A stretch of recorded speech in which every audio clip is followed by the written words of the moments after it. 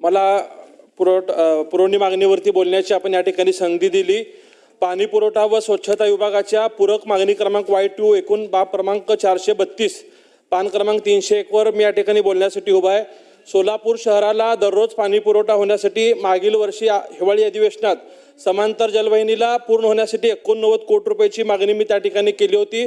महाराष्ट्राचे मुख्यमंत्री देवेंद्र फडणवीस साहेब यांनी त्यांच्या 100 दिवसाच्या प्रोग्राममध्ये 89 कोटी रुपये मंजूर करून दिले आणि ती समांतर पाईपलाईन पूर्ण देखील झालेली आहे। परंतु पाईपलाईन पूर्ण झाल्यानंतर एक बाब अशी लक्षात आली की शहराला रोज पाणी पुरवठा करणं अद्याप शक्य नाहीये। फक्त जे पाणी नदीवाटी येत होतं ते पाणी आता पाईपलाईन वाटी येत आहे। काही भागाला 3 दिवस आड तर काही भागाला 5 दिवस आड पाणी पुरवठा होत आहे।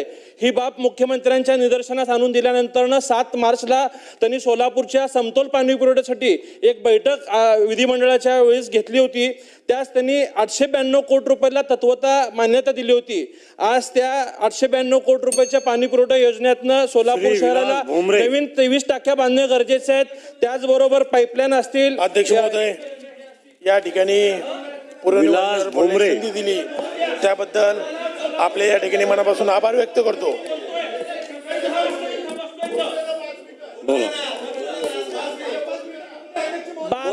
12 लाख सोलापूरकरांच्या पाण्याच्या प्रश्नासाठी बोलायला उभारलोय। सकाळी 10 वाजता आलोय।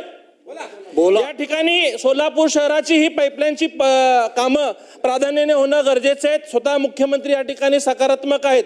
आज सुद्धा आम्ही मुख्यमंत्र्यांना भेटलोय, पालकमंत्र्यांना, आम्ही चीफ सेक्रेटरींना भेटलोय। त्यांनी आम्हाला असं आश्वासित केलंय की या 892 कोटी रुपयाचं टेंडर या 4-8 दिवसात लवकरच काढण्यात येईल। परंतु माझी शासनाला अशी विनंती आहे की प्रथम टप्पा असेल किंवा द्वितीय टप्पा असेल, या दोन्ही टप्प्यासाठी शासनाने निधीची तरतूद या ठिकाणी करावी, जेणेकरून या 892 कोटी रुपयाचं काम वेळेत पूर्ण झाल्यानंतर सोलापूर शहराला रोज पाणी पुरवठा होणार आहे। यासाठी या शासनाने प्रयत्न करावे।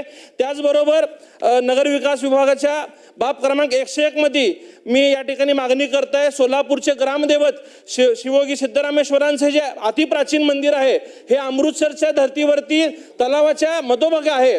हे लोकसहभागातनं 12व्या शतकात स्वतः सिद्धरामेश्वरांनी खोदून काढलेलं तलाव आहे। याच्यासाठी शासनाने 10 कोटी रुपयाचा निधी द्यावे। ईशान्य प्रवेशद्वार जे लक्ष्मी मार्केटच्या परिसरातलं अतिक्रमण काढून हा परिसर व इतर बाबी सुशोभित करण्यासाठी शासनाने 10 कोटी रुपयाची तरतूद यासाठी करावी।